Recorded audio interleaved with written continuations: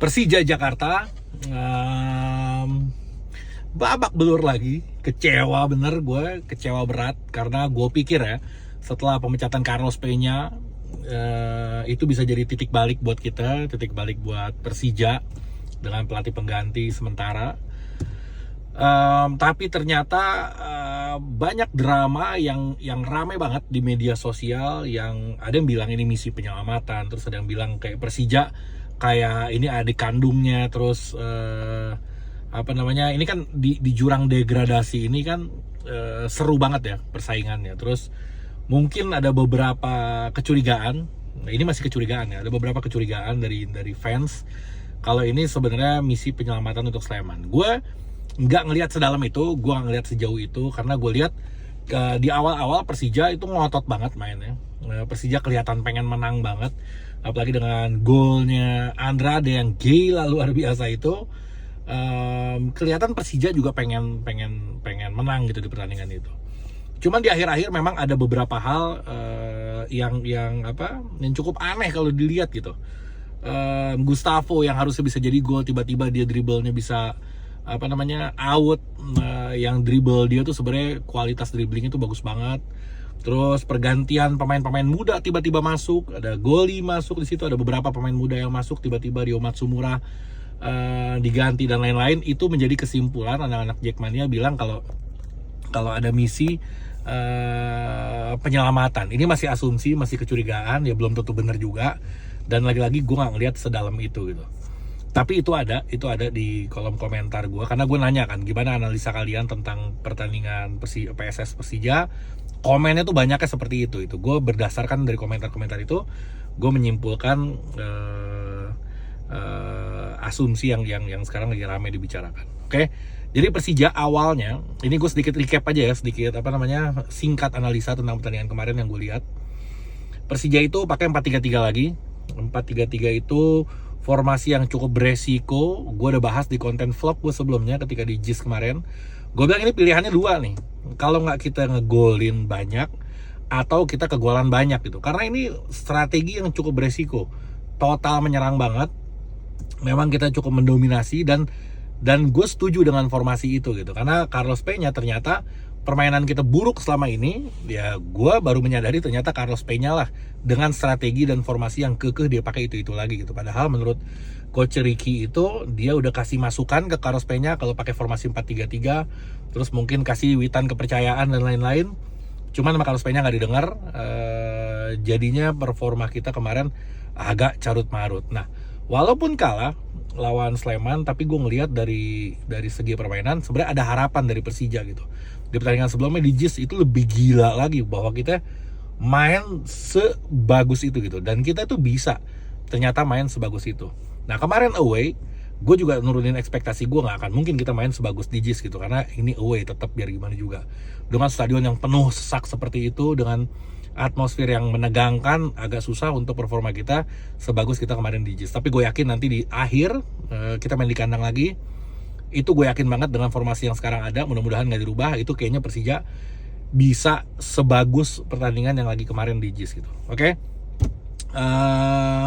Kita ada 2 on target di awal babak pertama, hampir jadi gol, nyerang total yang tadi gue bilang, tapi sayang nggak jadi gol. Dan kita juga akhirannya keserang. Kalau nggak salah juga ada 2 on target juga dari mereka, dari Sleman. Dan Rico Simanjuntak itu gila, itu anak bikin pusing 7 keliling.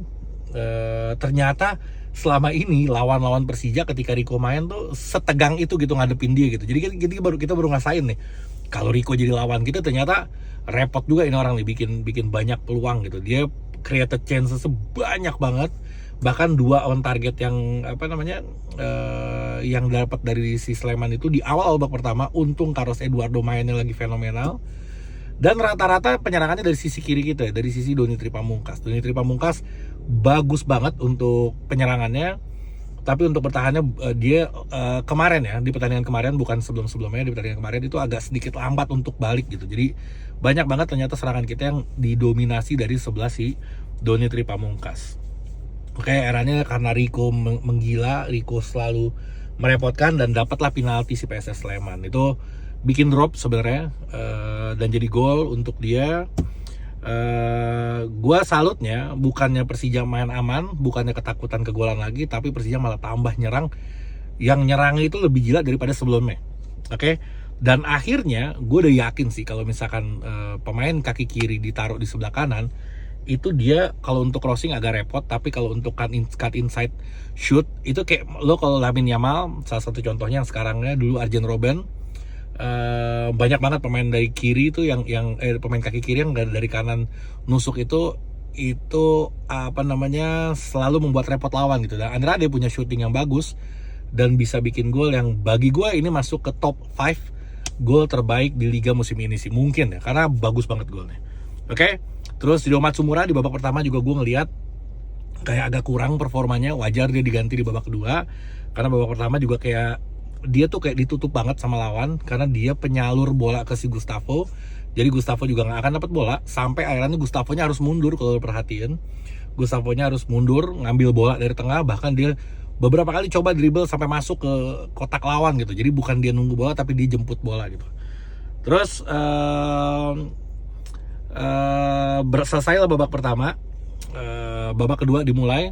Ini babak kedua tegangnya itu lebih gila lagi karena gue ngeliat apalagi setelah kejadian yang ada pelemparan ke si Pablo Andrade ya. Tapi sebelum gue kesono, gue nggak tahu ya apa cuman gue doang, video.com gue doang yang tiba-tiba ngehang terus mulai di menit 55.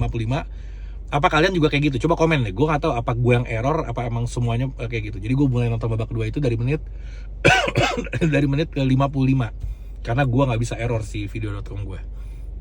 Dari Rico Simanjuntak masih bikin pusing umpan-umpannya di menit ke-60-an, ada 2 lagi peluang dari PSS Sleman. Terus Persijanya kerepotan lagi. Jadi pertandingan kemarin tuh bukan lagi Persija mau nguasain bola gitu. Jadi Persija cuma ngarepin serangan balik dan serangan balik. Walaupun harusnya sih dengan formasi yang itu kita mendominasi ya, tapi ternyata Slemannya lebih agresif, si Rico Simanjuntaknya lebih agresif lagi. Jadi kita terpaksa bertahan dan mengandalkan serangan balik. Oke, terus menit 66 Doni diganti Rio Fahmi.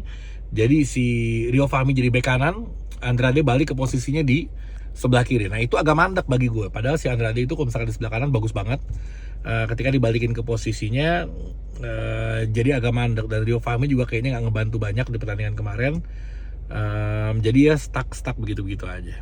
Oke, terus masuk ke menit 70-an. Suasana jadi memanas, yang si Andrade lagi corner dilempar dan gue kaget juga, gue ngeliat wasit, ternyata dia ada goresan di tangannya. Wasit itu nggak tahu gue kenanya gimana, tapi tiba-tiba ada goresan kayak kena luka panas gitu. Akhirnya pertandingan gila sih emang. Gue seumur nonton Liga 1 ya, kayaknya ini flare paling banyak yang pernah ada di stadion deh. Itu hampir rata-rata, cuman di tribun VIP aja yang nggak ada flare, tapi dari ujung sekeliling sampai sekeliling itu hampir rata-rata semua nyalain flare. Itu janjian banget dan gue heran kok itu bisa sampai apa namanya tembus ya. Itu bisa sampai tembus ke dalam stadion. Dan itu teror ditujukan untuk ke manajemen mereka. Jadi spanduknya pun gede banget di timur, sama di belakang gawang itu manajemen bajingan. Terus ada tulisan apa sih, intinya ya udahlah kayak kita gak suka sama manajemen.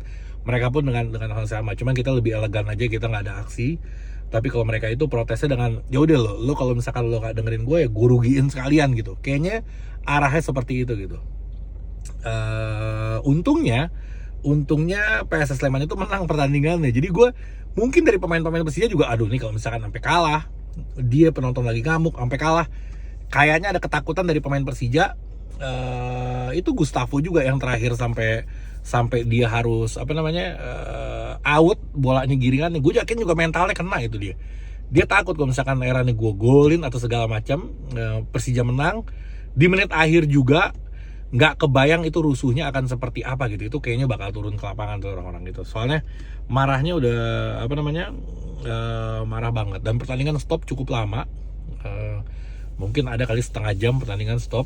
Dan itu yang disesalin sama pelatih kita, sama Coach Ricky itu, karena momentumnya tadi yang sebelumnya gue bahas ya, karena momentumnya itu jadi hilang gitu. Harusnya pemain panas badannya, tapi tiba-tiba harus stop, lo harus melakukan pemanasan ulang lagi. itu tuh bikin kehilangan momentum. Padahal di akhir-akhir itu jual beli serangan lagi enak-enaknya gitu. Sayang banget.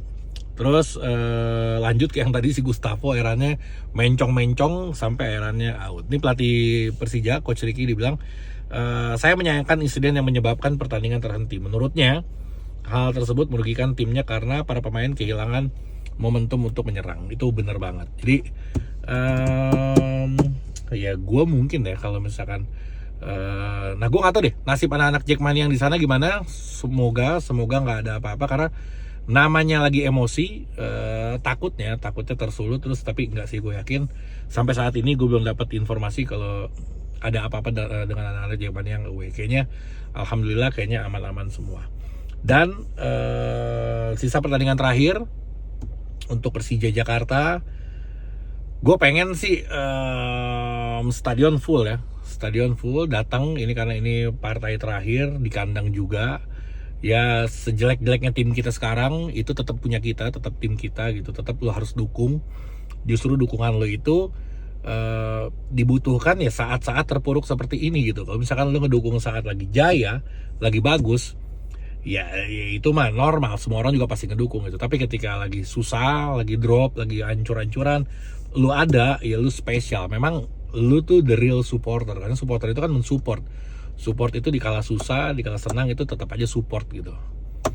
Dan sepertinya akan ada Piala Indonesia, terus Liga juga selang 1 bulan Agustus juga udah mulai lagi.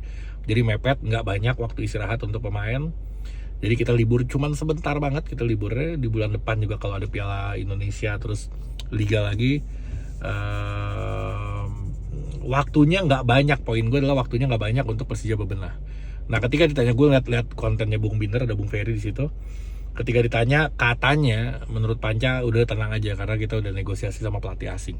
Gue nggak tahu siapanya, banyak nama keluar, ada yang dari divisi 3 Liga Jerman, ada yang dari Brazil, ada yang dari Australia, banyak banget. Nanti kalau udah fix, gue akan bahas dan gue akan kupas tentang siapa dia. Jadi Persija nggak boleh lagi milih pelatih yang asal comot kayak Carlos Peña kemarin. Itu Carlos Peña adalah menjadi sosok yang membuat Persija rusak salah satunya, dan yang harus bertanggung jawab adalah orang yang memilih si Carlos Peña. Itu sih menurut gue. Oke, kayaknya udah. Ntar gue akan update lagi tentang Persija Jakarta. Assalamualaikum warahmatullahi wabarakatuh.